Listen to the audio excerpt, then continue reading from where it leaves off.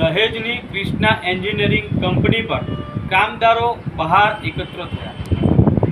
જ્યાં દર્શક મિત્રો મહત્વના સમાચાર મળી રહ્યા છે। દહેજ જીઆઈડીસીમાં આવેલ ક્રિષ્ના એન્જિનિયરિંગ કંપનીના ક્રિષ્ના એન્જિનિયરિંગ પ્રાઇવેટ લિમિટેડમાં કામ કરતા 40 જેટલા કામદારોને છેલ્લા 2 મહિનાથી તેઓનો પગાર આપવામાં આવતો નથી, સેલેરી કરવામાં આવતી નથી। તેના કારણે કામદારો હેરાન પરેશાન થઈ ગયેલ છે અને તેઓ કામદારો આજરોજ કંપનીના ગેટની બહાર એકત્ર થયા હતા અને તેમની જે માંગણી અને લાગણીને લઈ કામદારો મેનેજમેન્ટ સાથે વાત કરી હતી, તો મેનેજમેન્ટ પણ આ કામદારોને કોઈ પણ યોગ્ય જવાબ આપવામાં આવતો નહોતો।